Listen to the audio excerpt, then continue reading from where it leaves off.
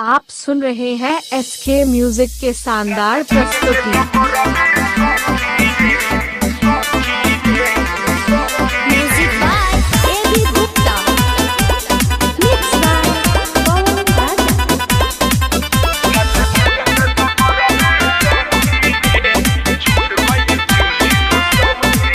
राते कोइल रनिया रावा से मिले हो, सखी मन भर नन भेजलिले हो। ऐसा की सुना ना हो।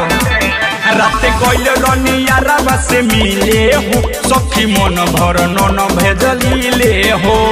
अब के कपड़ा उतार तरनी तले देख ले लचके दू बोहरौली में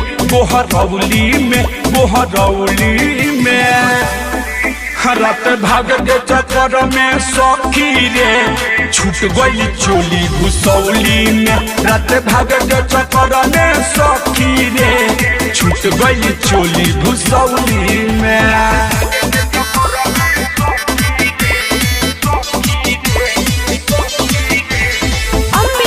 स्टूडियो सिमरनगढ़।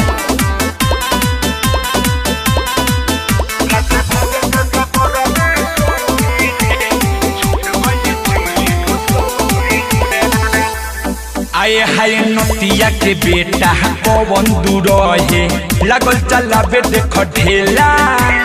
प्यार के चटनी चटहु न पवनी, सब बिगाड़े बैल खेला। हाँ नतिया के बेटा पवन दूर है, लगल चलाबे देख ढेला। प्यार के चटनी चटहु न पवनी, सब बिगाड़े गइल खेला। टच बेटी बेटी पारत रहे, मुँह छुपा के ओइनी तौली में। राते भाग के चक्कर में सखी रे छूट गई चोली घुसौली में। राते भाग के चक्कर में सखी रे छूट गई चोली घुसौली में।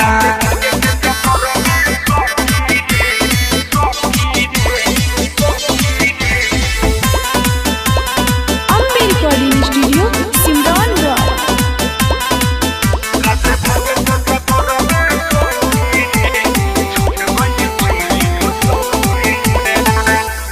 आए हाय नए चोली छूटल त छूटल, संग में छूट गइल चाभी। पानी डेरा तो हम कथी बताइब, घरे जे पूछी है भाभी। ऐसा का हाँ नए चोली छूटल त छूटल, संग में छूट गइल चाभी। पानी डेरा तो हम कथी बताइब, घरे जे पूछी है भाभी। साहिल सदम यल बेला यो सोक रहे, किन के ले आइल सुगौली में। रात भाग के चक्कर में सखी रे छूट गई चोली घुसौली में। रात भाग के चक्कर में सखी रे छूट गई चोली घुसौली में। राते कोइल रनिया रावा से मिले हो, सखी मन भर नन भेजलिले हो।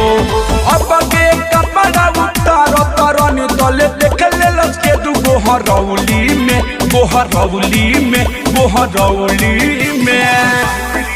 रात भाग के चक्कर में सखी रे छूट गई चोली घुसौली में। रात भाग के चक्कर में सखी रे छूट गई सबसे पहले आप तक पहुंचे, चैनल को सब्सक्राइब करें और बेल आइकन दबाना ना भूलें।